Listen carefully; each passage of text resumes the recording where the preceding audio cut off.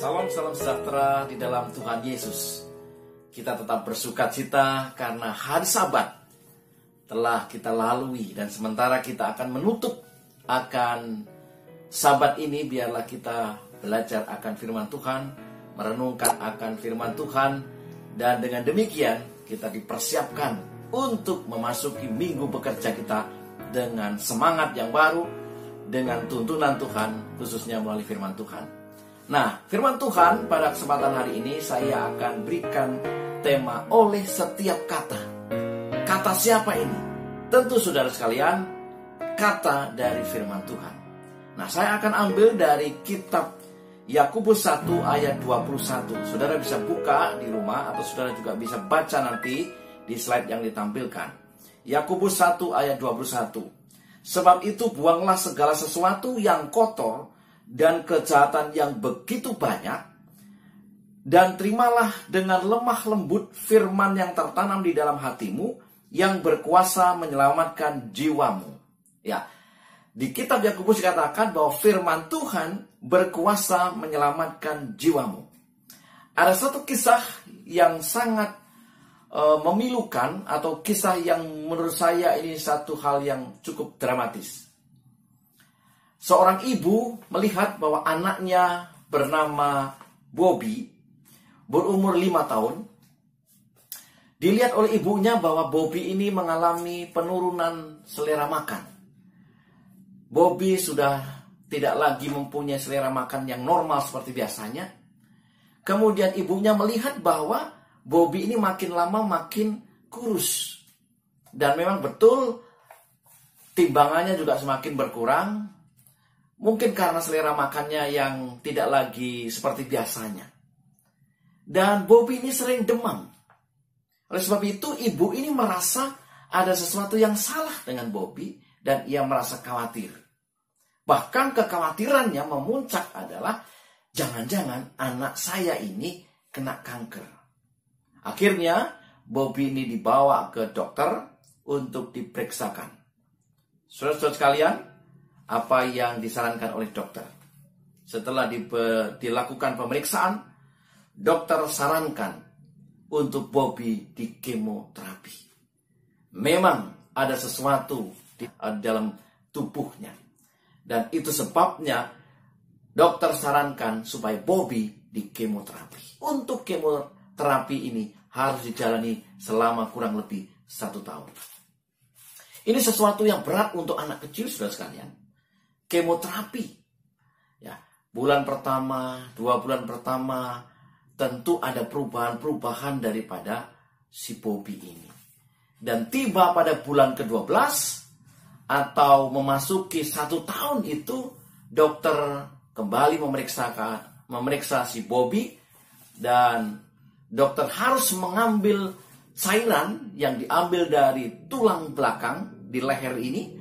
Untuk apa? Untuk diambil cairannya dan dibawa ke laboratorium untuk diperiksa bagaimana perkembangan daripada kesehatan secara utuh oleh Bobby ini.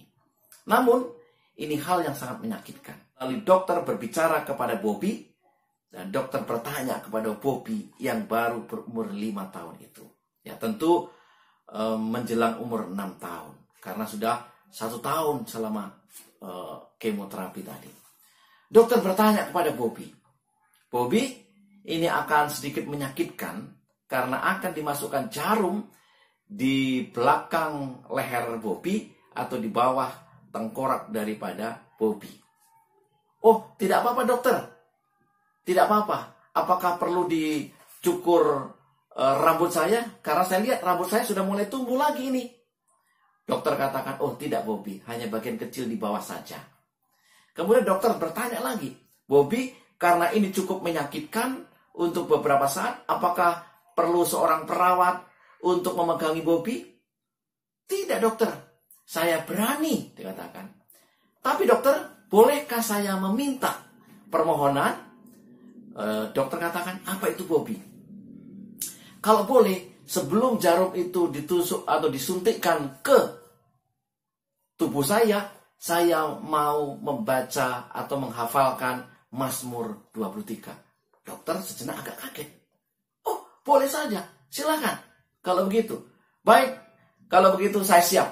Akhirnya Bobby mulai menghafalkan Mazmur pasal 23. Tuhan adalah gembalaku, takkan kekurangan aku, dan seterusnya, dan seterusnya. Sementara Bobby menghafalkan Mazmur 23, dia katakan, saya siap dokter.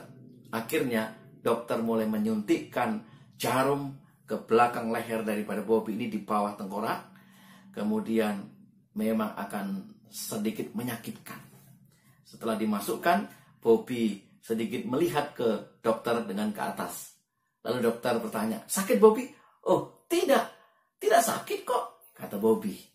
Dan pada waktu proses ini dijalankan, Bobby telah menghafalkan Mazmur 23. Nah, sementara selesai dilakukan, Bobby bertanya kepada dokter, dokter, apakah dokter pernah membacakan Mazmur 23 atau menghafalkannya? Dokter katakan, betul. Tapi itu dulu, waktu masih kecil. Nah, sekarang dokter, kata Bobby, saya sudah menghafalkannya untuk dokter. Saya sudah membacakannya untuk dokter. Kalau boleh, sekarang dokter membacakannya untuk saya. Sementara dokter diminta seperti itu, dokter mulai sedikit gelisah. Wah, hafal nggak ya? Masih ingat nggak ya? Kemudian beberapa perawat yang ada di sekitarnya mulai meninggalkan. Jangan-jangan nanti diminta Bobby juga untuk menghafalkan Mazmur 23. Saudara-saudara sekalian, apa yang menjadi pelajaran kita? Rupanya firman Tuhan itu menguatkan akan si Bobby. Sementara jarum itu harus ditancapkan ke lehernya. Sementara rasa sakit itu harus dialami, harus dirasakan. Tetapi Bobby dengan penuh semangat, dia membayangkan bagaimana Tuhan begitu baik kepadanya. Dan firman Tuhan memang menguatkan akan Bobby. Sebagaimana ayat yang sudah kita bacakan hari ini. Di dalam Yakobus 1 ayat 21.